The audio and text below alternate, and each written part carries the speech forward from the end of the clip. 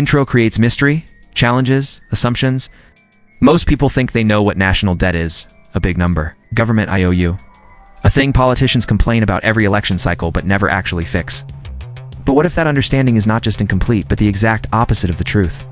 Because the real story of national debt is not a story about a government borrowing too much money. It's not about politicians being irresponsible. It's not about spending gone wild. It's definitely not about a country running out of money. The real story is far stranger. What if national debt is actually a feature, not a bug? What if it is not a burden on the government, but a guaranteed stream of wealth for a select few? And what if the system has already undergone a quiet reset, not announced, not debated, and not voted on?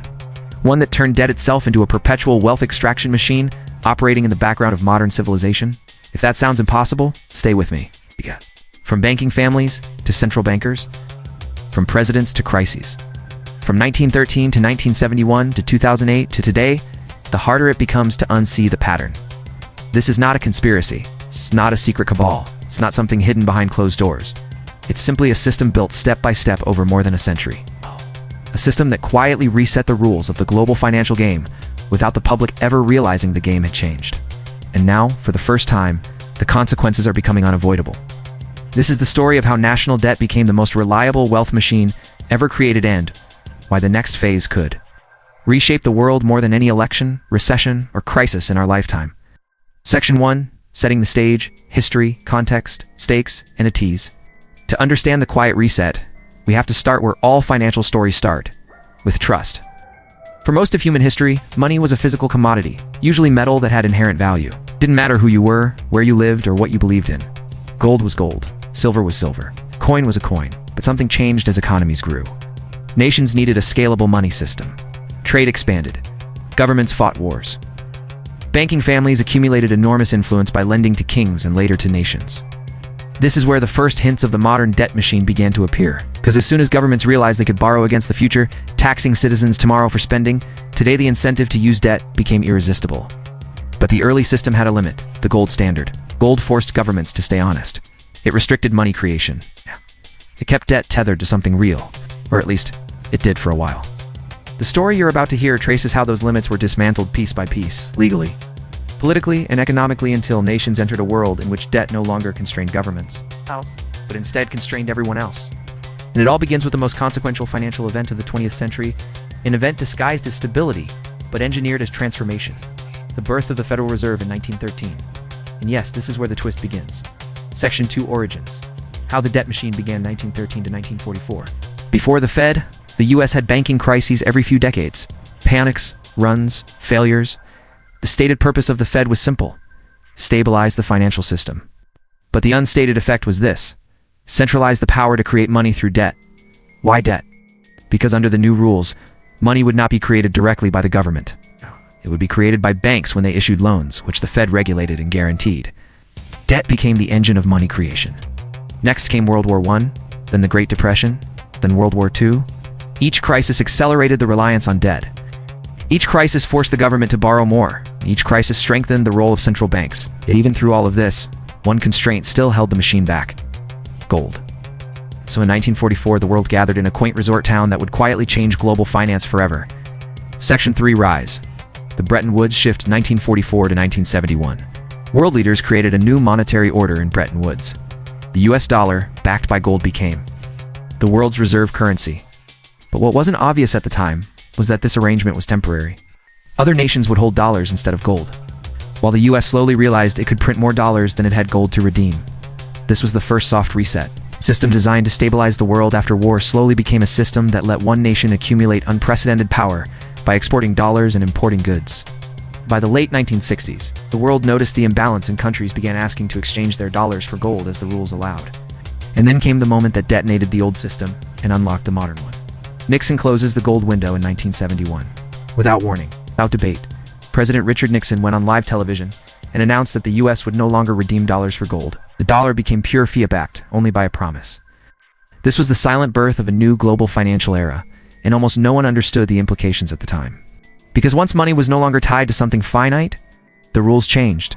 Governments could spend without limit. Debt could grow without constraint. Central banks could manipulate interest rates. And for the first time in history, money creation became an entirely political and banking decision. This was not an accident. It was the beginning of a perpetual debt engine. Section 4, breaking point, the 1980s to the early 2000s. Now the incentives were aligned. Banks wanted to issue more loans. Governments wanted to run more deficits. Consumers wanted to borrow. Investors wanted higher returns, and each group depended on the others, continuing the cycle. The 1980s broke down rules that had restricted how banks could operate, and Wall Street became the center of economic gravity. New financial products were invented faster than regulators could understand them: junk bonds, derivatives, mortgage-backed securities, leveraged buyouts. Everything became securitized. Everything could be borrowed against. Everything became a yield machine. Debt didn't just grow, it metastasized. It became the bloodstream of the global economy. When the dot-com bubble burst, central banks stepped in with rate cuts. The message was clear: Wall Street would not be allowed to fail. Cheap money then fed the housing bubble of the 2000s, where banks offered loans to anyone, investors piled into mortgage securities, regulators looked away, and when it all collapsed in 2008, the quiet reset became impossible to ignore. Section 5, fallout, the 2008 collapse, and the new rules of the game. The financial system didn't just wobble, it disintegrated. Major banks failed, credit markets froze, and the global economy went into shock. Under the old rules, the system should have collapsed and reset, but something else happened. Central banks launched quantitative easing, printing money on a scale never imagined, not for people, but to buy financial assets. The system shifted to serve asset holders first. Everyone else became secondary. Debt was no longer just a tool, it became the operating system. Governments issued debt, central banks bought it. Banks created more debt, corporations borrowed cheaply to boost stock prices. Consumers borrowed because prices rose faster than wages. And wealthy asset holders collected interest, fees, rents, and gains. National debt had become a perpetual wealth extraction machine, not by force, not by conspiracy, but by mathematical inevitability in a system where money equals debt. Section 6, failed fixes. Every attempt makes the problem worse. Since 2008, every attempt to fix the system has reinforced the machine.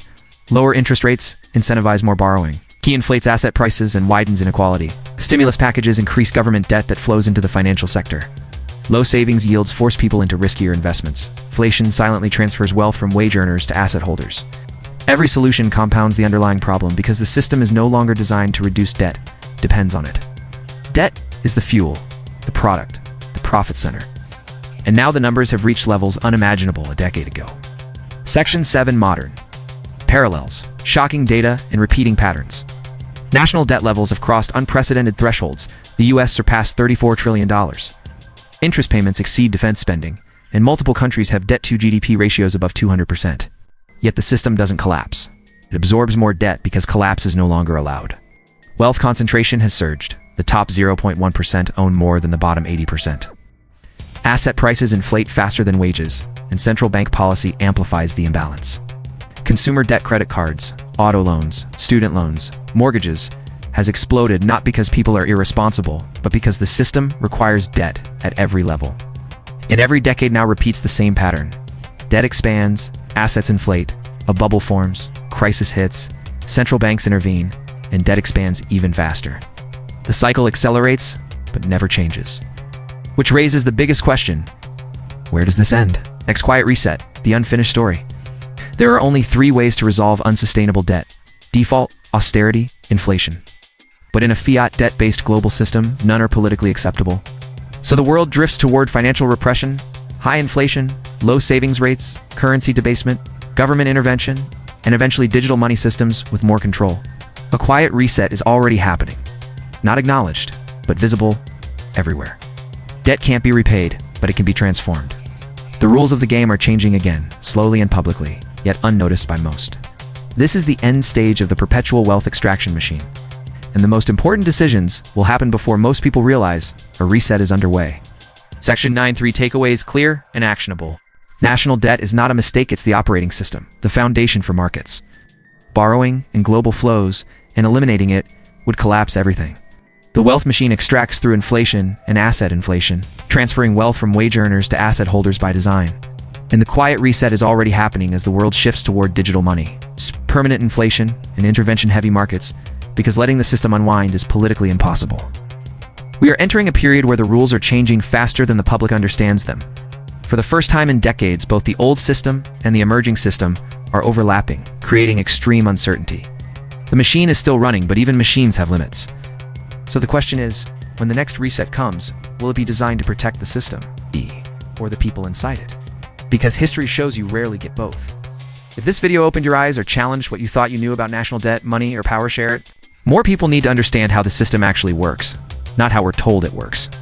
And if you want more deep dive investigations into the hidden mechanics of global finance, subscribe. Turn on notifications and join me for the next chapter, because the quiet reset isn't coming. It's already here. This video provides general educational information, not financial or investment advice. Viewers should research independently and seek professional guidance. The creator is not responsible for any decisions made using this material.